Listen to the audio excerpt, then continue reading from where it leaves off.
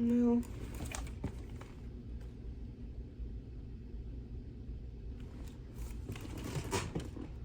Go live. Going live.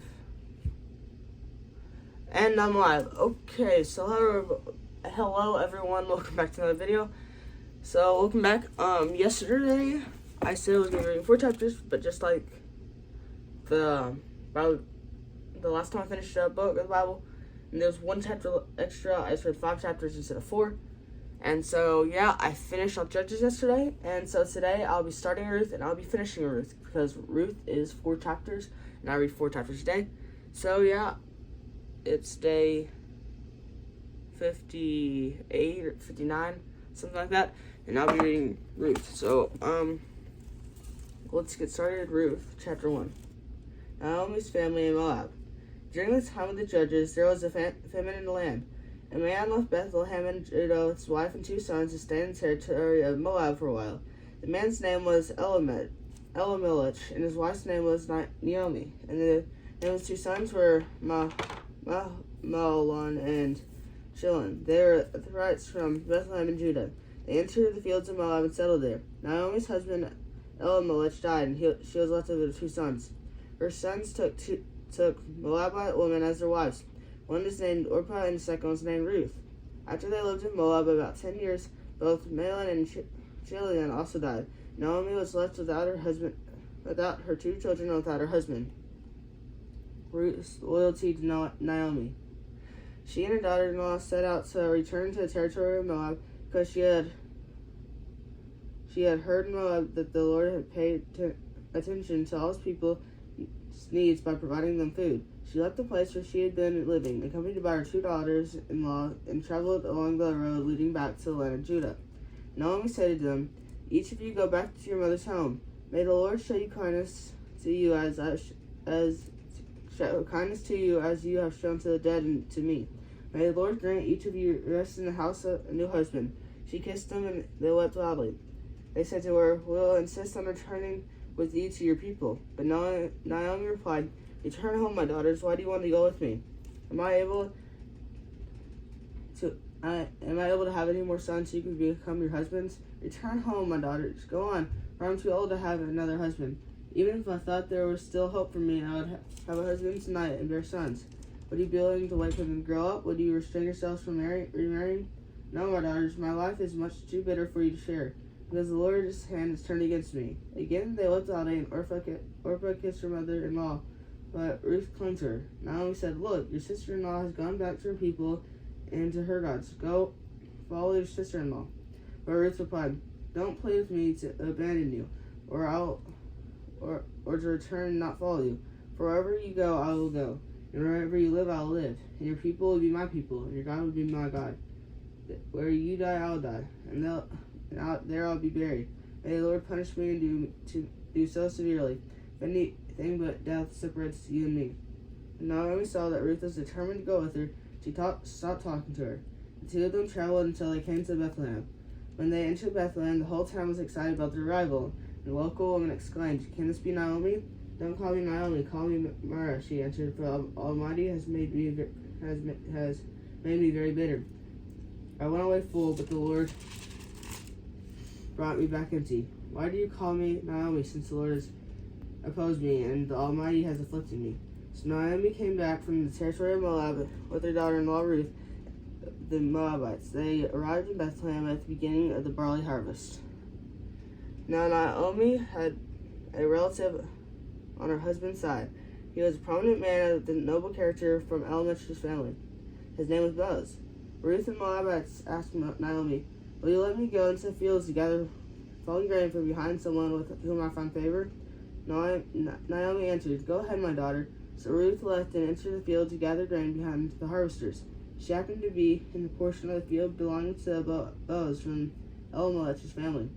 Later, when Boaz arrived from Bethlehem, he said to the harvesters, "The Lord will be with you. The Lord bless you," they replied. Boaz asked the servant who was in charge of the harvesters, "Whose young woman is this?" The servant answered, "She is a young Moabite woman who's returned to Naomi from the territory of Moab." She asked, "Will you let me gather fallen grain from among the bundles beyond the harvest. So she came in on the feet since early morning, except she rested a little in the shelter. Then Boaz said to Ruth, "Listen, my daughter, don't go and gather grain in the field. Don't leave this one, but stay here close to my female servants. See which field they are harvesting, and follow them. Have I not ordered the young man not to touch you? When you are thirsty, go and drink from the jars the young man had filled." She fell face down, bowed to the ground, and said to him, Why have I found favor with you, so that you may notice me, although I am a foreigner? Boaz answered her, "Everything you have done for your mother-in-law since your husband's death has been fully reported to me. How you left your father and mother and your native land, and how you came to a people you didn't previously know. May the Lord reward you for what you have done, and may you receive a full reward from the Lord God of Israel, and to those whose wings you've come for refuge." "My Lord," she said, "I have found favor with you, for you have comforted and encouraged your servant, although I'm not like one of your female servants." At mealtime, Boaz said to her, "Come over here and have some bread and dip it in the vinegar sauce." So she sat beside the harvesters, and he offered her some roasted grain. She ate unsatisfied and had some left over. When she got up to gather grain, Boaz ordered the young man, Leave her extra grain among the bundles, and don't humiliate her. Put some stalks from the bundles for her, and leave them for her to gather. Don't rebuke her." So Ruth gathered the grain in the field till evening. She beat out what she had gathered, and it was about 26 quarts of barley. She picked up the grain and went to town where his mother-in-law saw what she had gleaned. She brought out what she had left over from her meal and gave it to her. Her mother-in-law said to her, "Where did you gather barley today, and where did you work? May the Lord bless the man who noticed you." Ruth told her mother-in-law whom she had worked and with said, "The man I worked with today is Boaz." And Naomi said to her daughter-in-law, "May the Lord bless him, because he has not abandoned his kindness to the living or the dead." Naomi continued, "The man is a close relative. He is one of our family redeemers." Ruth and the Moabite said, "He also told me, stay with the young man until they have finished all of my harvest." So Naomi said to her daughter-in-law, "Ruth, my daughter, it is good for you to work with his female servant, so that nothing will happen to you in another field." Ruth stayed close to Boaz's female servants and gathered grain until the barley and the harvesters were finished. And she lived with her mother-in-law. Chapter 3, halfway through. Ruth's appeal to Boaz. Ruth's mother-in-law Naomi said to her, "My daughter, shouldn't I find rest for you, so you will be taken care of? Now isn't Boaz a relative? Haven't you been working with his female servants? This evening he'll be winnowing barley on the threshing floor. Wash, put on perfume oil, and wear your best clothes. Go down to the threshing floor, but don't let the man know you are there until he's finished eating and drinking. When he lies down, notice the place where he's lying. Go down, cover his feet, and lie down. Then he'll explain to you what you should do."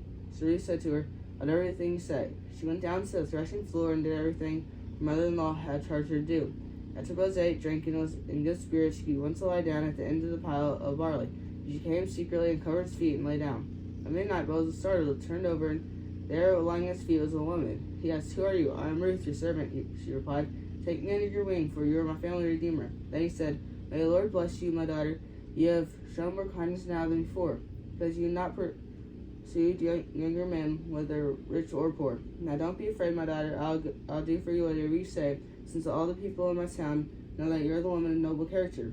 Yes, it's true that I'm a family redeemer, but there's a redeemer closer than I am. Stay here tonight. In the morning, if he wants to redeem you, that's good. Let him redeem you. But if he doesn't want to redeem you, as the Lord lives, I will. Now lie down until morning." So she lay down at his feet until morning, but got up while it was still dark. Then Boaz said, Don't let it be known that a woman came to the threshing floor."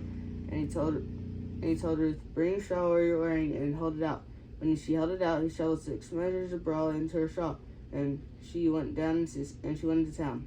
She went to her mother-in-law Naomi, who asked her, "What happened, my daughter?" Then Ruth told her everything the man had done for her. She said, "He gave me these 6 measures of barley because he said, 'Don't go back to your mother-in-law empty-handed.'"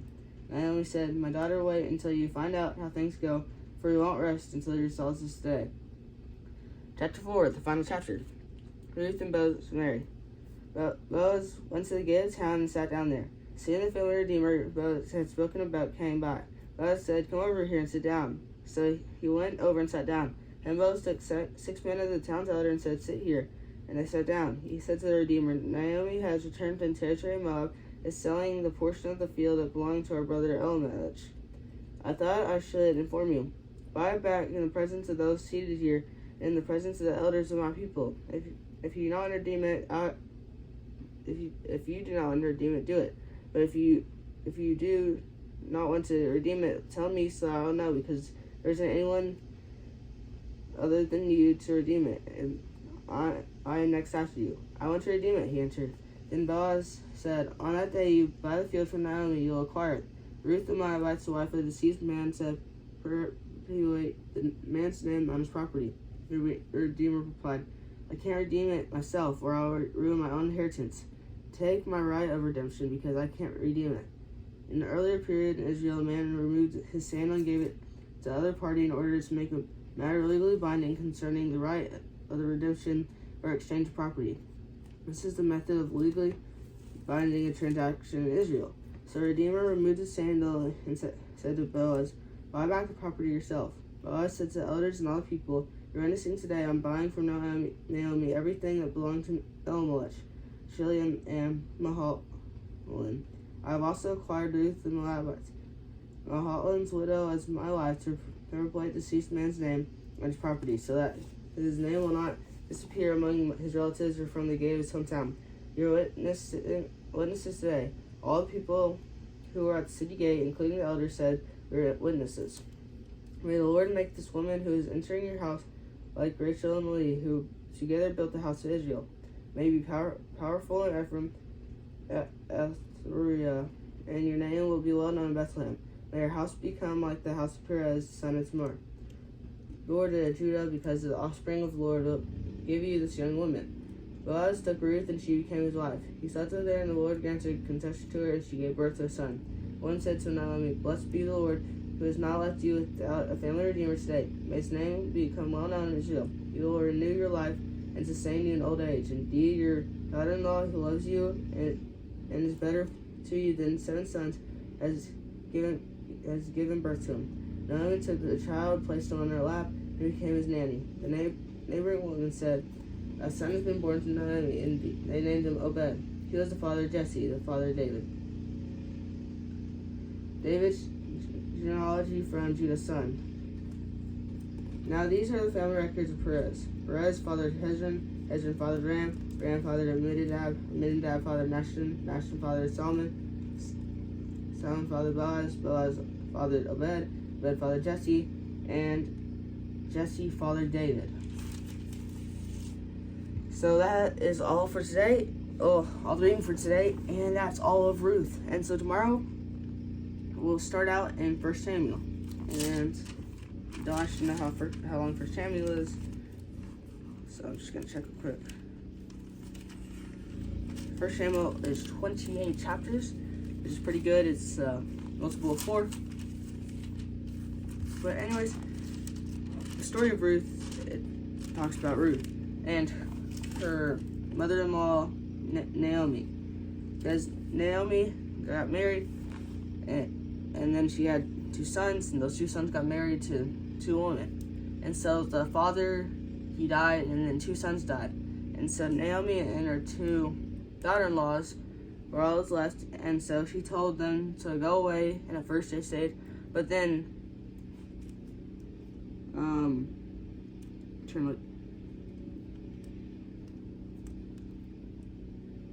so the daughter-in-law that's not Ruth stayed there, and then she told them go away, and so the one daughter-in-law left, but Ruth stayed, and she stayed loyal to Naomi. And then